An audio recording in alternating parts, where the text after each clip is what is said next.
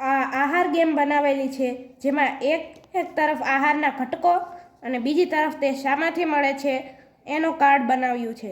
હવે જો આપણે કોઈ આહારના ઘટક ઉપર એક ધ્રુવ રાખશું અને બીજો ધ્રુવની તરફ તેમાં કઈમાંથી એ મળે છે એનો ઉદાહરણ તરીકે અહીં કાર્બોદિત છે, તો કાર્બોદિત ગાજર, દૂધ, ફળ, લીલા શાકભાજીમાંથી મળે છે. તો તે આપણે ચકાસવું પડશે. એ માટે આપણે આ બીજો ધ્રુવ તેને ટચ કરાવશું. હવે આ તેમાંથી નથી એ મળતો તો આપણે બીજું ટ્રાય કરશું. હવે જો તે એમાં ફ્લેશ થયો તો તે ફ્લેશ આપણને સૂચવે છે કે આ પદાર્થમાંથી કાર્બોદિત મળે છે. એમ જ બીજા પણ કામ કરશે. પ્રોટીન, તો તે ગાજર દૂધમાંથી મળે છે, તો એ ના બતાવે છે. એમ જ આપણે ટ્રાય કરતા રહીશું. જેમાંથી મળતું હશે તેમાં ફ્લેશ થશે. એવી જ રીતે આપણે અહીં બીજા કાર્ડ પણ બનાવ્યા છે. અહીં આપણે એક બીજો ચાર્ટ બનાવ્યો છે, જેમાં આહારના ઘટકો અને તેની ઉણપથી થતા રોગો દર્શાવે છે. હવે આ પણ પાછલા કાર્ડની જેમ જ કામ કરશે. ઉદાહરણ તરીકે આપણે અહીંયા પ્રોટીન લે છે, તો તેની ઉણપથી થતા રોગો કયા છે.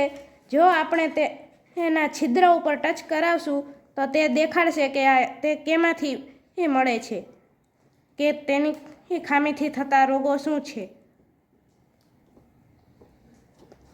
હવે આપણે વિટામિન એ જોઈએ તો તેનાથી રક્તાંધપણું શું થાય છે.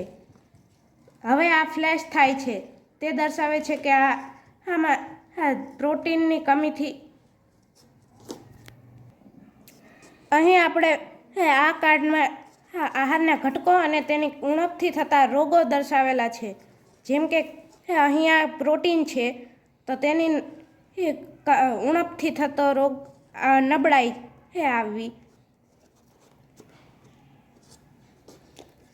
તાડાખું હલી જાય છે.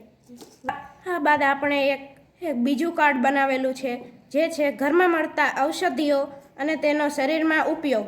ઉદાહરણ તરીકે અહીં અજમો અને સંચળ છે, તો આપણે શોધીએ કે તે શામાં શરીરમાં મળતા રોગો માટે ઉપયોગી છે. જેમ કે આ છે ગેસ, વાયુ માટે. અજમો અને સંચળ ગેસ ને વાયુ માટે ઉપયોગી છે, એ આપણને દર્શાવે છે. જેમ કે હવે જાયફળ પાણી સાથે, તો હવે આપણે એ શોધીએ ઊંઘ સારી આવે.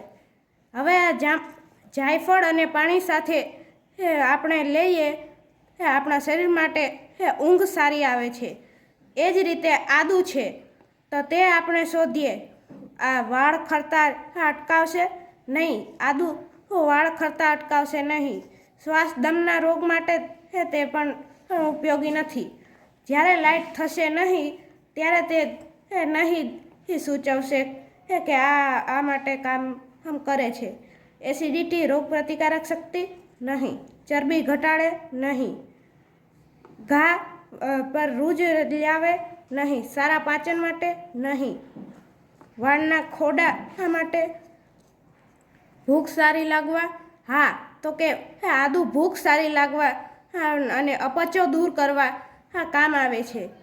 અહીં આહાર માટેની એક ગેમ બનાવી છે, જે